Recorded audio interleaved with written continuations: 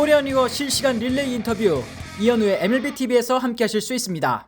자, 오늘은 이제 12월 21일입니다. 저희가 오늘 이제 김하성 선수에 관련된 이야기를 한번 나눠보고자 하는데요. 이 김하성 선수에 대한 트레이드 관심이 있었다라는 얘기를 프렐러 단장이 직접 밝혔습니다. 어떻게 된 일인지, 그리고 이제 실제 성사 가능성에 대해서도 저희가 한번 얘기를 나눠보도록 하죠. 자, 디애슬레틱의 주요 기자죠. 켄 로젠탈이 20일에 이 프렐러 단장은 보가치 영입 이후 김하성 선수에 대한 트레이드 문의를 받았다고 인정했다라고 말했습니다. 그렇습니다. 이 트레이드 관심에 대한 대상, 방금 말씀하신 것처럼 김하성 선수도 있었고, 이게 실제로 맞는지는 잘 모르겠지만 그리샴 선수에 대한 또 관심도 있었다 그래가지고. 왜요? 수비 잘하잖아요. 하여튼 그렇습니다. 네. 지금 이제 FA 4대 유격수들이 모두 팀을 찾은 상황이기 때문에 뭐 물론 이제 코리아 선수 메디컬이 지금 지연되고 있는 그런 상황이기는 합니다만 왜 이렇게 좋아해? 네. 하여튼 유격수 보강을 실패한 구단들 같은 경우에는 이제 트레이드 시장을 기웃거릴 수밖에 없지 않습니까? 그러다 보니까 이제 샌디에이고까지 또 이렇게 흘러 들어온 것 같네요. 그렇죠. 이제 유격수 보강을 노리는 팀들은 결국에는 트레이드를 통해서 영입을 할 수밖에 없는 상황 속에서 어쨌든 올해 유격수로서 좋은 활약을 펼친 김하성 선수에 대한 관심이 아예 없을 수는 없는 상황이었습니다. 맞습니다. 저희가 뭐 저번에 보가츠 선수 영입됐을 때에도 아니 타티스 있고 김하성 있는데 왜 보가츠를 또 영입을 했을까? 뭐 물론 클럽하우스에 리더십 있는 선수를 더 하고 싶었다. 그런데 단순히 이 이유 하나만으로는 설명이 안 된다고 말씀을 드렸잖아요. 그렇죠. 이제 타선 보강 외에도 좀 생각해야 될 게 이 보가츠라는 선수가 갖고 있는 이 네임 밸류, 이게 샌디에고 입장에서는 굉장히 중요했던 거죠. 이제 신흥 강호로서 이제 올스타 군단을 만들어 가지고 좀 더 이제 샌디에고가 인기 구단으로 완벽하게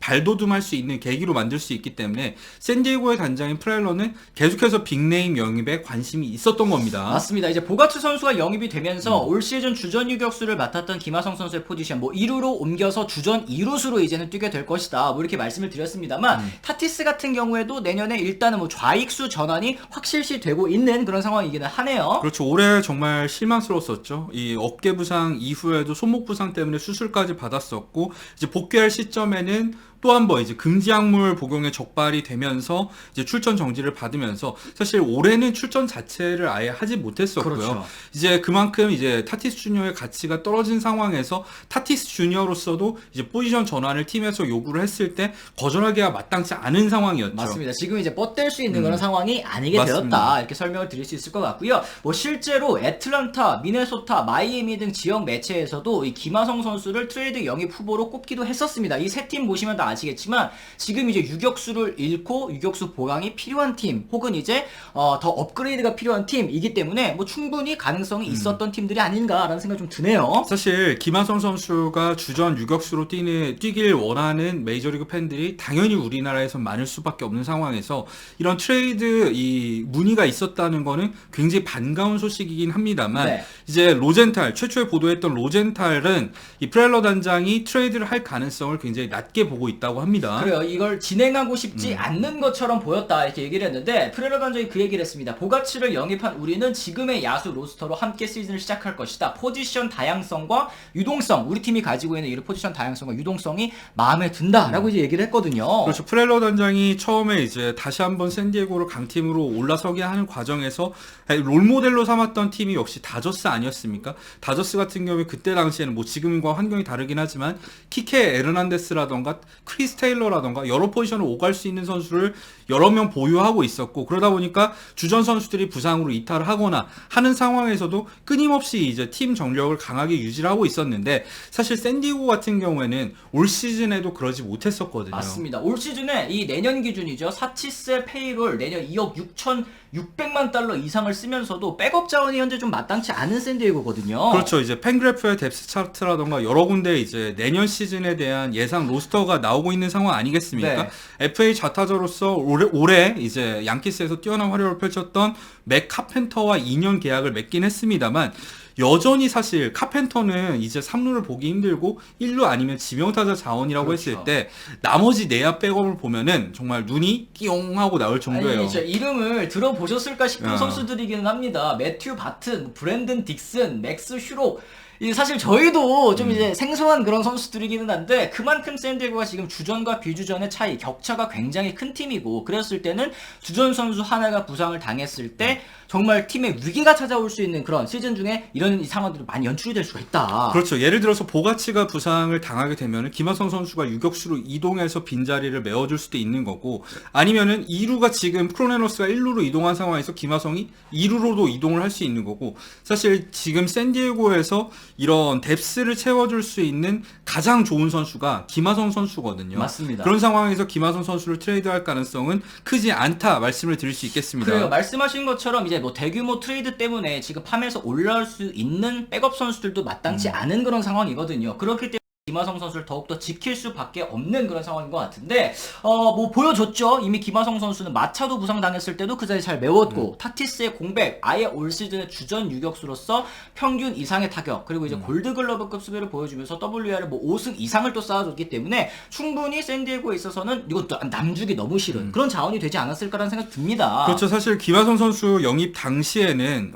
과연 김하성 선수를 샌디에고가 왜 사느냐 이런 얘기가 오히려 더 많았었어요. 그렇죠. 3루수로는 마차도라는 3억 달러짜리 선수가 있고 유격수에는 타티스 주니어가 있는 상황에서 샌디에고가 과연 이 아시아 내야수인 김하성 선수를 과연 영입하는 게 맞는 것인가 그때부터 얘기가 나오긴 했었는데 앞서 말씀드린 것처럼 김하성 선수는 올 시즌 활약을 통해서 자신의 존재 가치를 팀 내에서 입증하지 않았습니까? 맞아요. 게다가 앞으로 이제 2년 동안 연봉도 700만 달러밖에 되지 않기 때문에 이 빅리그 기준으로 봤을 땐 굉장히 좀 저렴한 몸값 아니겠습니까? 이런 상황에서 굳이 샌디에고가 이 김하성 선수를 다른 팀으로 트레이드할 이유는 없다. 근데 그럼에도 저는 공개적으로 단장이 이제 매체와의 인터뷰에서 그런 트레이드 제안이 들어왔었던 것은 사실입니다. 이렇게 얘기했던 게 그래도 어느 정도 좀 의도는 있는 것처럼 들리긴 했거든요. 그렇죠. 만약에 김하성 선수의 이 뎁스 차트 내에서의 위상을 떠나서 김하성 선수에게 정말 거기에 합당한 아니면 그 이상의 거절할 수 없는 제안이 온다면 샌디에고 입장에서도 굳이 안 팔 이유가 없고 그렇게 됐을 경우에는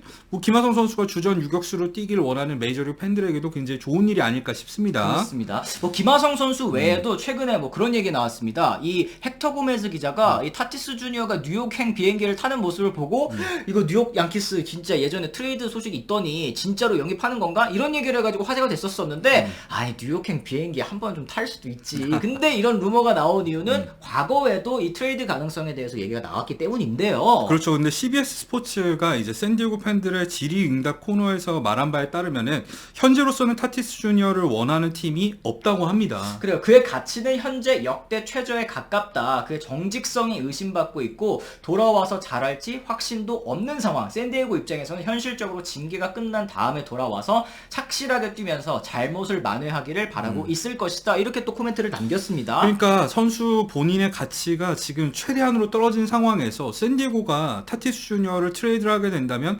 예전에 그 가치가 높았을 때의 대가를 전혀 받지 못할 거 아니겠습니까? 연봉 보조를 해야 되는 상황이 올 수도 있고요. 그런 상황에서 타티스 주니어를 굳이 무리하게 트레이드하기보다는 일단 한 시즌 뛰는 걸 보고 선수의 가치가 높아졌을 때 그때 트레이드를 하면 했지 지금 상황에서는 할 가능성이 거의 없다고 봐야 될 것 같아요. 그렇습니다. 뭐 여전히 2034년까지 12년 3억 3천만 달러가 잔여 계약이 남아 있더라고요. 이 선수를 또 어떻게 치울 것이냐. 현실적으로 봤을 때는 이 타티스 선수의 트레이드 가능성은 김하성 트레이드 가능성보다 훨씬 더 희박하다라고 일단은 좀 정리를 해드릴 수 있을 것 같습니다. 자, 이런 트레이드 가능성이 높건 낮건 간에 어쨌든 김하성 선수는 계속해서 메이저리그 다른 팀들이 관심을 갖고 실제로 트레이드 문의도 하는 선수가 됐습니다. 그렇죠. 선수 본인의 가치를 올 시즌의 활약을 통해서 정말 많이 끌어올렸다는 걸 여기서도 알 수가 있습니다. 그래요. 이 샌디에고에서 또 유격수로 뛰는 모습을 보고 싶으신 분들이 참 많으시겠습니다만 다음 시즌에도 어쨌든 위닝팀에서 이루수, 주전 이루수로 꾸준히 출전하면서 사실 유격수에서도 이렇게 좋은 수비를 펼쳤으면 뭐 이루수에서는 날아다니지 않겠습니까? 그렇죠. 김하성 선수 그리고 다양한 포지션 소화하면서 또 골드글러브 이 유틸리티 부분도 탈 수 있는 거니까 좀 좋게 봐주시는 게 어떨까라는 저 개인적인 생각이 좀 있습니다. 사실 이런 수비적인 부분도 핵심입니다만 김하성 선수에게는 아직 남아있는 미션이 있죠. 올 시즌 어쨌든 메이저리그 평균 이상의 타격, 유격수로서는 그래도 중상위권쯤은 되는 타격 성적을 기록하긴 했지만 김하성 선수가 KBO 리그에서 기록했었던 공격 스탯에 비해서는 확실히 아쉬운 모습이 그렇죠. 있었고 김하성 선수 본인도 공격적인 부분에서 더 발전하고 싶다는 이 얘기를 인터뷰를 통해서 했기 때문에 저는 이루수로 갔을 때 어쨌든 이 수비적인 부담이 조금은 줄어들 수도 있는 상황이잖아요. 그런 맞네요. 상황에서 타격 성적을 끌어올리게 된다면 김하성 선수의 가치는 지금보다 훨씬 높아질 수 있다고 저는 생각을 합니다. 그렇습니다. 저희가 이렇게 해서 김하성 선수의 트레이드와 관련된 이야기 여러 가지 한번 남겨봤습니다. 여러분들께서는 또 어떻게 생각하시는지 댓글로 좀 많이 달아주시면 좋을 것 같고요. 저희는 내일 또 다른 소식으로 다시 돌아오겠다는 말씀 전해드리면서 오늘은 이만 물러가 보도록 하겠습니다. 지금까지 시청해주신 분들 모두 감사합니다. 고맙습니다.